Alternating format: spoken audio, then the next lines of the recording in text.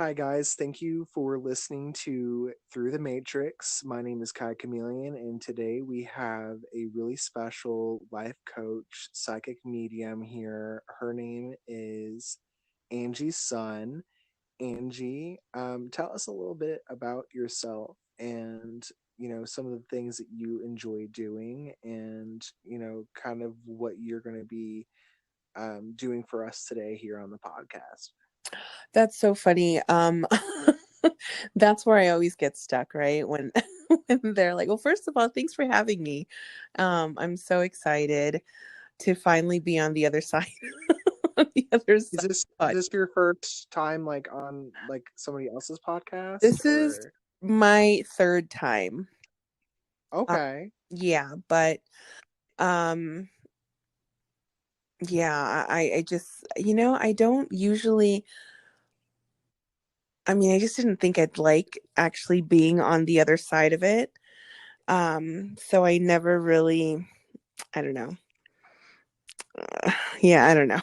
I just I totally feel that though, because like nobody knows how it feels to be on the other side of things. Because I honestly, actually, I was listening to somebody talk about control the other day and mhm, how actually I think that's I don't know if you watch Nikki tutorials, mm, but mhm. she's a makeup guru who just came out as transgender, and she was just talking about how um whenever somebody does her makeup or is taking photos of her or making videos in general, like it is just so hard for some people just to take and let go of that control complex that we want to hold on to of am I going to edit this the way I perceive it, or am I going to be able to have reins or full control over what is put on the internet about me. And that's something that a lot of people don't really know how to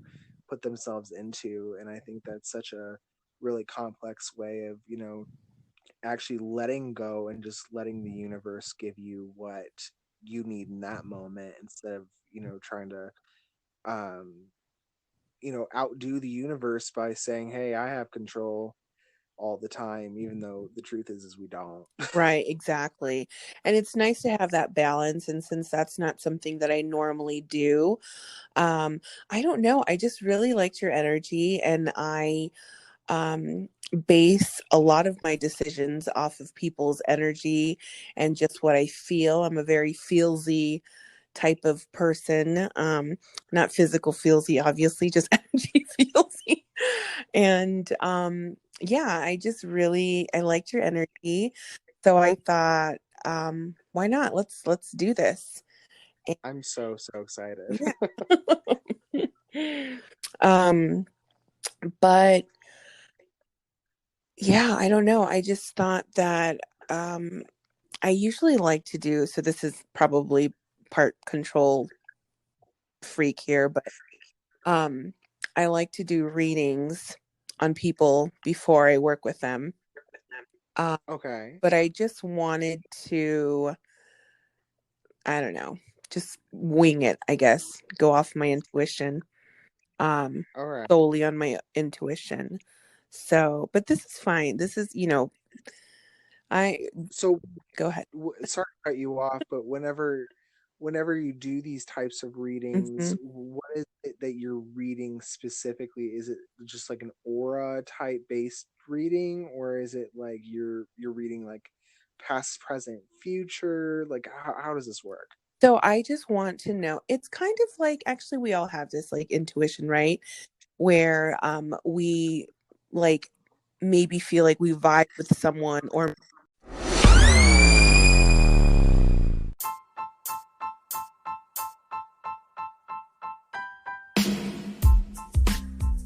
You guys, I cannot even explain to you or express to you why I have not started recording with Anchor millions of years ago.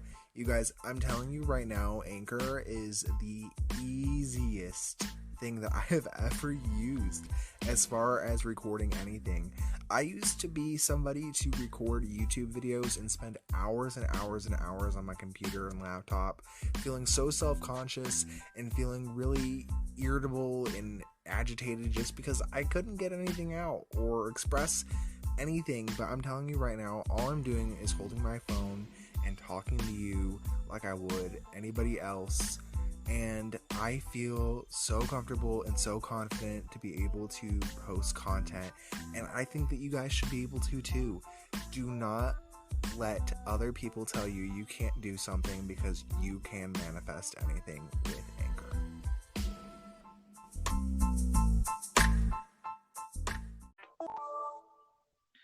Oh, I don't know if the universe is just like, okay, both of these beings are so powerful, their connections just going to mess up all electronics, The but I world. feel like No, that's just what happened. like these two people cannot conquer the world. No. um, Absolutely. yeah, I don't remember what I was talking about. We were talking about exactly Oh, how it works for your readings, and basically what you're yeah, going to be reading. right. So, basically, what I do, and this is what I meant where earlier I said that I just work in energy. So, my first initial process is just the way a person makes me feel. Um, so it's kind of like when you have like just a bad feeling about certain people. Um, I'm sure you know what I mean. Like you just kind of get these like let's just say that their shadow self is like doing all the work, is overpowering, the light within. And that's kind of my first vibe. And just just whether or not, and you can't really tell if someone is a good person just by looking at them, obviously, but over the years I've become pretty in tuned with that ability on whether or not um someone is a good person, or at least in that moment of time in their life, because they Right. obviously don't know their full past or present, I mean, or future. I um think what I'm really excited about doing this reading with you is because I'll tell you my first experience with any type of psychic medium. mhm I had gone and got a crystal reading mhm where this lady had a quartz crystal and she literally told me my past. And prior to this event, I had never told her like who I am. I kind of just saw her like name on a sign. I called her. I'm like, hey, I'm going to show up and I'm going to get a reading. And she literally told me every little detail of who I am, and then mhm went into like everything that had happened and everything had come true. So, I kind of just like to be able to test the authenticity of each reader by like how like spot on they are with my energy, my aura, my essence. mhm So now it sounds like though, because you are also a reader, right? Right. So does that feel a little like maybe that's ego, like testing? No, I just think it's interesting being able to see the difference in the way I read and the way somebody else reads, Yes, and yes. being able to connect in a way of being able to understand how to use your abilities to Mm-hmm. use yourself in a better way. Right. And can that help your ego by boosting yourself in a way of, hey, I learned this from Angie's son, and now I can be like, okay, hey, maybe I need to work on these parts of and these elements in myself, and maybe like meditate on this more Mm-hmm. and work on this part of my chakra, Mm-hmm. and maybe this way I will be a better reader. Right, right. Okay, so I thought you meant, okay, total misunderstanding from my part then. I thought you meant like you just like to, well, not like to, but you just, I don't know, test people, test people's knowledge or ability. So I thought, oh, okay. Oh, oh Also, no, no. And so this is what I love to do. This is my passion. My passion is in shamanic practices. Um, so that is basically going into the spirit world and getting assistance from spirit helpers like power animals, ancestors, spirit guides, divination teachers. Like that is my calling, and this is how I actually help people through um, with coaching is by doing my shamanic journeying, and I do use tarot as like a tool, but I wouldn't say that's like my go-to. Um, Right. and I mean, I don't know. I don't even like, do you know every individual card and what they mean? Like what the general meaning is? Yes. Now, that took. No, the weird part is when I first started doing tarot, Mhm. I didn't like necessarily ever like pick it up. Basically, like one day um I was in a really bad place in my life. I was a drug addict, and I Mhm. kind of woke up and I was like, okay, like there's something wrong here. I'm attracting negative people. I'm attracting negative activity in my life, and I woke up and I'm like, okay, like I need something. So like I, just told you how I just went and got a reading around that time. I was, heavily on drugs, and Mhm. I needed some guidance. And that was kind of like the first part of my awakening, was just realizing that there's more to my life than what it was. So whenever I started like needing guidance, I don't know what attracted me to it, but I was like, all right, I need some sort of guidance. So I looked up tarot readings, psychic readings, and from there, I was like, you know what? I want to do exactly what these people are doing for me. Mhm. And so I started picking up the cards without even really understanding what they meant, Mhm. and was already able to read what they were saying without really knowing the history or the meanings of the card. Now, Mhm. being 2 years into reading, I am actually at the point to where I have studied, I have gained the knowledge on what the cards mean. But to me, I still kind of pick up on the inner intuition of this is what the card is saying to me, no matter what Right. it is at the end of the day. Right. Okay. Yeah, because I mean, I tell everyone, I have no idea what every single card means. Sorry, I have no idea what the general meaning is. I solely go off of my intuition and what the guides are saying. And it's pretty I mean, by now, I have a good idea, but even then, when I see, so it's interesting. And this just kind of recently started happening the more I started journeying during my um, shamanic practices. And when a card would come out in such a way, but the guides were saying, no, no, that's not what it is. Like that kind of arguing did not happen until I started practicing shamanism.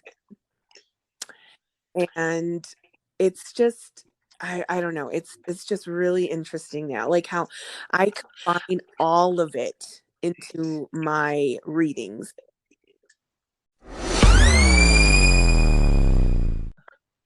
I did want to ask you, as far as we're talking about shamanism right now, Hmm. and with that, my ex-boyfriend, who was actually very into shamanism and journeying, and for me, I was, kind of just getting into the spiritual realm and Hmm. the just the magic of it all. And what I am curious about is, what is shamanism, and what is a shamanic, you know, journey that you're going on? Like, how does that work for you in your practice? So shamanism is basically a tool used, okay, or a practice to help heal people who have been in these traumatic moments of their lives, like people who have, it's basically healing trauma. That is the main thing. So if you were an addict, if you ever had type of childhood trauma, and that doesn't necessarily mean abuse, it could be something that is traumatic in the act of a child, like being stuck up on a tree, you know, like any type of trauma, PTSD, anxiety, depression, like any of these like deeply rooted emotions, right? Okay. Shamanism helps bring these things, these emotions or these traumas forward, so that instead of sticking a band-aid over these emotions for moments, it just gets into like really deep healing. And again, it brings everything up so that you're able to address it and begin healing. So it's a lot of, soul searching, shadow work, right? Because you're living with yourself forever, or at least in this world.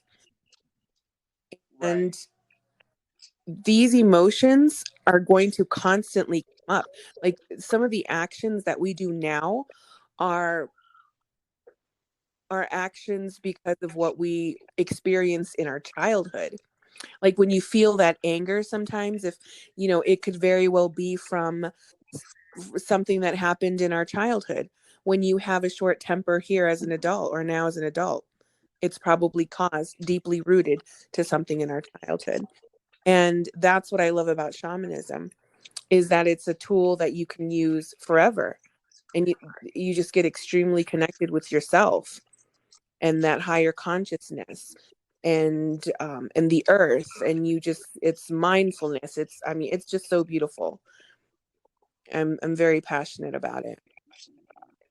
I can tell. Thank you for the education. Honestly, like I really feel like I after this I'm gonna really key in and see what it is that shamanism can really bring into me, because I'll tell you what, as somebody who reads tarot, somebody who's aware of different religious practices or even spiritual practices, or just being a spirit in a human fleshy bodysuit is like what I like to call it, Mm-hmm. is we're all here living a human experience, and I think that it's really beautiful to be able to experience all different sorts of light with every culture on earth. I agree. I absolutely agree.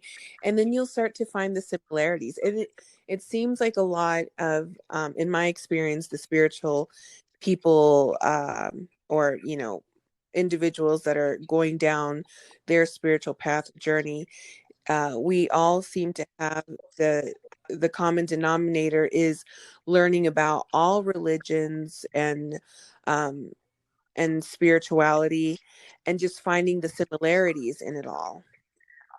And I think that's, instead of finding the differences, um, yeah, I don't know. I just think that's unique in people that are spiritual versus religious.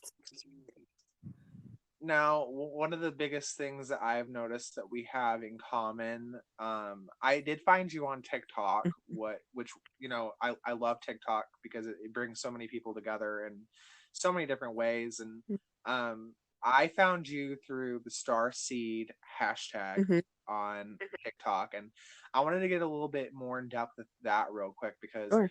kind of going into this reading. Um, I'm kind of curious on, and maybe you could help me, touch base with some of these things and kind of, kind of let you in on what I'm struggling with as a human being, because every single day I'm kind of like, okay, I feel like I have this, you know, loss of touch with reality and loss of touch with, who I am as a person. Mhm. Like, I have grown up, and always kind of felt out of place in this world. And, no matter what it is, whether it be my gender identity or living situation or workplace, I've never felt like I've been meant to be in, a certain spot. And I always Mm-hmm. kind of feel like an outcast. And, with that being said, going into the light of, opening up as a star seed, what opened that up to me was one of my friends gave me an oracle card deck, which is called the star seed oracle deck. Mm-hmm. And that was like a moment of, okay, this is all starting to make sense. Like, I might not just be from here, I might be from everywhere. Like, reality is, a part of so many different like variables. And, kind of seeing that, what I'm asking is, can you kind of seek into, my inner depths of like who I am as a star seed on this earth? Like, is that something you can do, or could you even give me some insight on that? That is something I can do through journeying. I can attempt to, um, bring in spirit guides and see like what I get out of it. No one surprisingly has asked me um much about like their starseed origin. I know, okay, so I know that some, I believe, readers are able to like speak directly to celestials or extraterrestrial, whatever um, you refer them to as, but I don't really understand how they do that. I don't, yeah, that I can't, I couldn't say that I can do it. Just, I've never tried. I basically tell you, or the client, whatever it is that is of value for you to move forward, or for you to feel comfortable in your own skin. Like, that is what I do. That is what I'm guided to do, because I know that I'm celestial. Um, I have done journeying, and this is so funny. I did not believe, I did not believe that, oh gosh, there's like so many stories now that just started popping in my head about this. So generally, you're not supposed to talk about your guides in like shamanism. You don't talk about who your guides are. Um, but there was, when I was trying to find out who my divination teacher was, I was terrified when I saw him in spirit world. You asked earlier about journeying, and basically it's I would define or describe it as a form of astral projection, except you're not asleep. Or like maybe I've never taken ayahuasca, but I would define it as like a shroom trip, because I've taken shrooms, so I know what that's like, and or acid, because I've also taken that. So that's basically what journeying is to me. And So I've been yeah, there. so yeah, exactly. And it's so I found out, okay, and never in my wildest dreams, like I knew all of us had stardust, but when I went into this journey, I went into upper world, which is where you meet your guides and divination teachers and spirit guides. And I was absolutely terrified at first when I went into upper world, because my divination teacher did not look human. And I asked him to show me his teeth, because there's this thing where if you have reptile teeth or shark teeth, that you're a trickster spirit. And so I asked to see his teeth, and they were normal. And I asked him if he was celestial. Um, or no, he told me he was celestial. And then I said, okay. And he said, you're celestial too. And my mind was just blown, because ever since then, it's like I'm guided to like get in touch with my celestial side. But I also have this pull to not, to be comfortable where I am, like on, Right. and not try to, I don't know, not try to think so hard on being up, if that makes, or like, Yeah, that makes sense. And one thing that I actually struggle with that you brought up is, you're talking about journeying and how that also relates to astral mm-hmm, projection. And I was listening to a YouTube video on astral projection, and they were talking about how, sometimes you can control your dreams when you're in a mm-hmm, dream before, like if you're cautious and you're like awake in the mm-hmm. moment, and if you say it in your reality that, oh, this is a dream, you'll start to do that in your dreams, and then you'll realize that, oh, you're in a dream in that moment. And lately I've been having a lot of dreams, like, very vivid dreams, and I've been cautious of it. Like the other day I was on a mountain, and I like to spin fire and hula hoop, and I was sitting there on a mountain just spinning a hula hoop, and I remember feeling cold and then waking up, and then I'm like, now my question is this me astral projecting, or is this me being in a dream? And for me, it's really hard to really push myself out of my body, because there's moments where I just Mm-hmm. try, and I sometimes there's like, okay, I am aware that I was almost able to astral project, but I'm never aware of when I'm astral projecting, but I feel like I'm aware of when I'm dreaming. Well, I know in a dream that you can't tell time, right? There are clocks everywhere and you can't see. So in astral projection, you are still able to read and tell time. And that is one of the differences that I know. Um, and honestly, I'm going to be completely honest. The first time I astral projected, I was like, "Are you allowed to cuss on here?" I mean, I don't know. It's Spotify and a bunch of Oh other my god. resources, Okay, so I let's. maybe. Okay, I'll be careful. I like cuss like a sailor,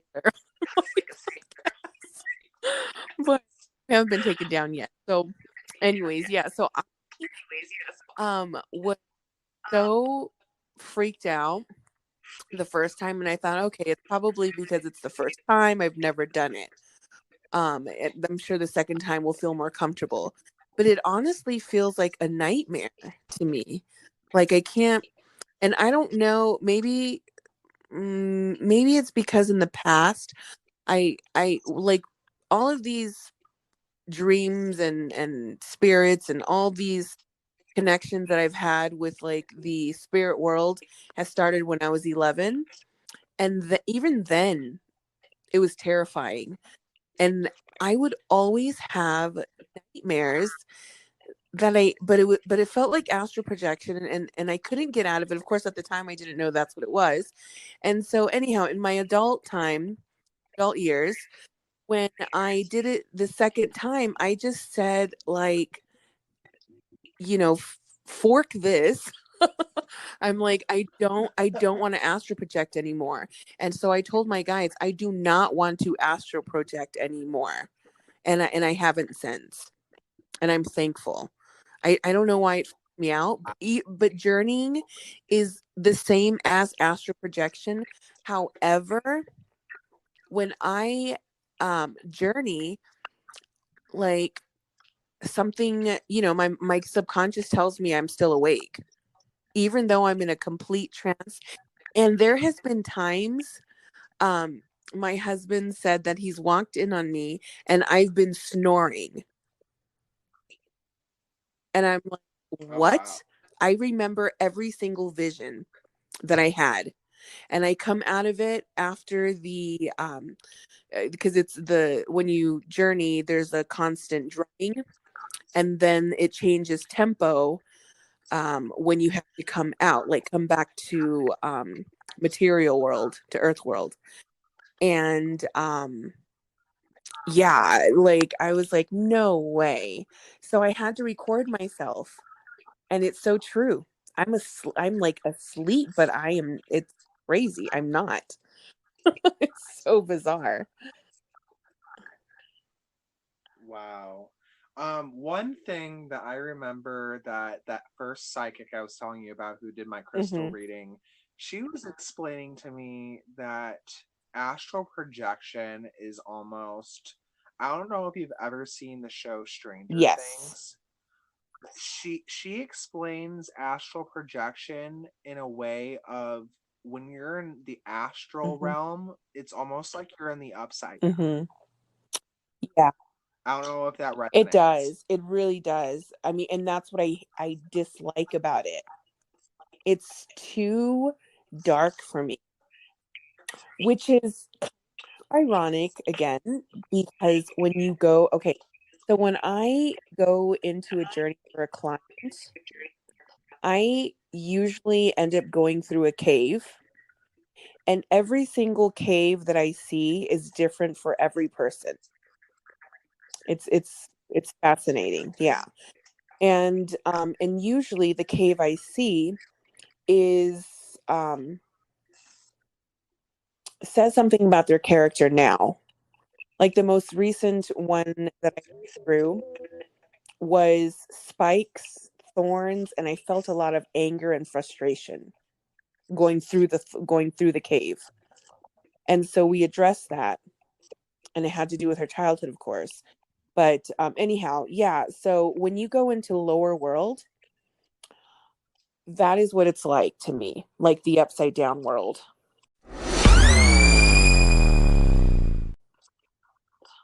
But I'm not afraid Wow. because I have helpers. I have spirit helpers, like my power animals.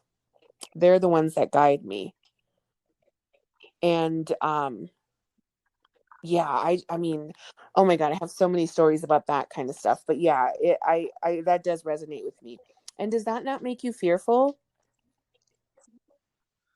I don't know. Oh, it's odd to me because I have this like inner desire to just do Mhm. it and go into it. And like, I don't know if that's because I have a calling. I don't know. Like, I have had a moment of where I like to call it Mhm. hypnosis. In I've been practicing hypnosis for a while, and it just started with meditation, and I didn't even realize I was hypnotizing people until that first psychic told me that, she's like, "Oh honey, like, you need to be careful with what you're doing, because what you're doing is hypnotizing Mhm. people and sending, like, I have this thing to where like I can like send people onto like an inner journey within their Mhm. mind. And like, basically what I do is I send people into their mind to like cut cords. But the weird thing is I've never been hypnotized. I've never um had it done to me, nor have I journeyed out of my body or anything to that extent. So it's just like, it's weird that I have these abilities, that I'm able to, do this to Mhm. other people and like explain things that I haven't Mhm. experienced. Well, I'm gonna say like and now this is making sense as you're telling me this because I'm hearing ego, ego, ego.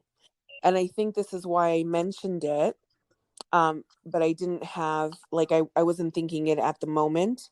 When you said that you like to like learn from other readers and just pick up things, and I had it confused with, well, is that ego, like, are you being egotistical by doing that? And I think what it was Mm-hmm. is, I mean, now that you're telling me this, is your ego is getting in the way of it, which is Hmm. very, very common, I think, in readers. Like it's very common.